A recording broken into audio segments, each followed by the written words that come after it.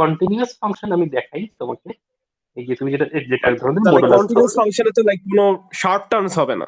না না, sharp terms বলতে তোমার যে কোনো ফাংশন তুমি যদি without moving, without lifting your pen draw করতে পারো, মানে জি যেখানে যে ফাংশনে কোনো তুমি দুটো পয়েন্টের মধ্যে কোনো গ্যাপ থাকবে না, মানে কন্টিনিউয়াস বলতে কি বোঝায়, ওই কোনো পয়েন্টে ফাংশনটা কোনো না কোনো ভ্যালু পাবো আমরা, ফাংশনের একটা ভ্যালু পাওয়া যাবে।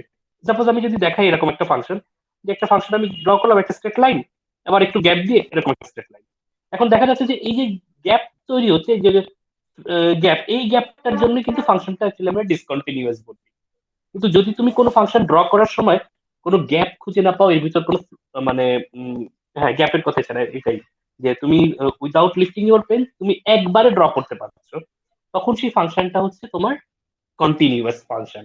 আর যেটা নট ডিফারেন্স, আমি শেষ করি, আর ডিফারেন্সিয়েবল আর নট ডিফারেন্সিয়েবল, এটার মিনিং হচ্ছে যদি কোনো ফাংশন তোমার এমন কোনো পয়েন্ট হয় যেটাকে ওই যে তুমি যেটা বলে শার্প টার্ন, এটাকে আমি আরো অনেকভাবে বলতে পারি, সেটা হচ্ছে কোনো কর্নার, আমরা যদি কর্নার চিন্তা করি ভি শেপ, এরকম একটা কর্নার পয়েন্ট, ঠিক আছে, এই টাইপের যে যে ব্যাপারগুলো আছে, সেক্ষেত্রে মানে আমরা গ্রাফের চেহারা দেখে বলতে পারি যে না, এই পয়েন্টে ফাংশনটা আসলে ডিফারেন্সিয়েবল না। হতে পারে ফাংশনটার ভিতরে কোনো গ্যাপ নেই, ফাংশনটা একবারেই আমি ড্র করতে পারছি, কিন্তু ফাংশনটা শার্প একটা টার্ন বা এটা হচ্ছে একটা কর্নার পয়েন্ট আছে, এই কারণে ওই ফাংশন গুলোকে আমরা হচ্ছে নট ডিফারেন্সিয়েবল বলি ওই পয়েন্টের ক্ষেত্রে। এক্স্যাক্টলি ওই ফাংশনটা নট ডিফারেন্সিয়েবল, বাট ফাংশনটা কিন্তু কন্টিনিউয়াস, এটা সত্যি। স্যার। আর স্যার আরেকটা কোশ্চেন ছিল স্যার, স্যার tan x এর গ্রাফটা কি স্যার কন্টিনিউয়াস ফাংশন নাকি ডিসকন্টিনিউয়াস ফাংশন? tan x এর ফাংশন তো ডিসকন্টিনিউয়াস ফাংশন, কারণ এটা হচ্ছে তোমার দেখতে হবে আহ, যে রেঞ্জটা আছে, tan x এর ফাংশন হচ্ছে ডিসকন্টিনিউয়াস ফাংশন, কারণ এটা তার কন্টিনিউয়াস হওয়া পসিবল না, যে রেঞ্জেই নাও না কেন। আমি যদি বলি tan x 0 to 90, সাপোজ আমি যদি একটু দেখাই, স্যার tan x এর গ্রাফ তো স্যার বেসিক্যালি স্যার পেন্সিল না উঠিয়ে স্যার করা যায়, করা যায় না, হ্যাঁ মানে এটাই আসলে কথা। হ্যাঁ, তুমি পেন না উঠে পেন্সিল না ঠিক গ্রাফ করতে পারবে না। তুমি যে কোনো ফাংশন, ওই যে ডেসমস, তোমরা জানো যে ডেসমস ক্লাস ক্যালকুলেটর, ওইখানে যে তুমি tan x লেখো এবং tan x এর একটা রেঞ্জ দাও, দেখো যে ওর ভিতরেই ফাংশনটা, মানে তুমি উইদাউট লিফটিং ইউর পেন তুমি ড্র করতে পারছো না। তো কিন্তু স্যার এটা ডিসকন্টিনিউয়াস। হ্যাঁ, এটাই একটু স্যার কনফ্লিক্ট লাগতেছে যে লাইক ডেফিনেশনটার মধ্যে যে ওরা কিভাবে ডিফাইন করছে, that's why. Okay.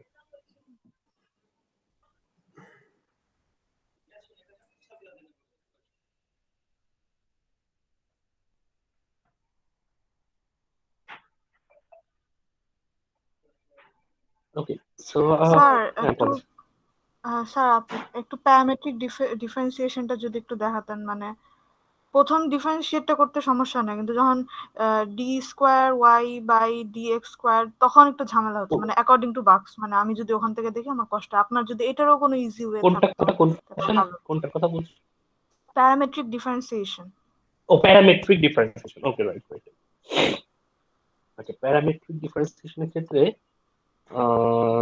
Say for example, আচ্ছা আমি দেখি স্যার, এক্সাম্পল সে আমি যদি বলি এক্স ইকুয়াল টু, আমি যদি বলি যে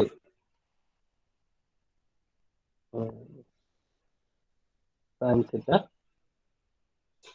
ওয়াই ইজ ইকুয়াল টু, আমি ছোট দুটো ফাংশন কাজ করি কস থিটা।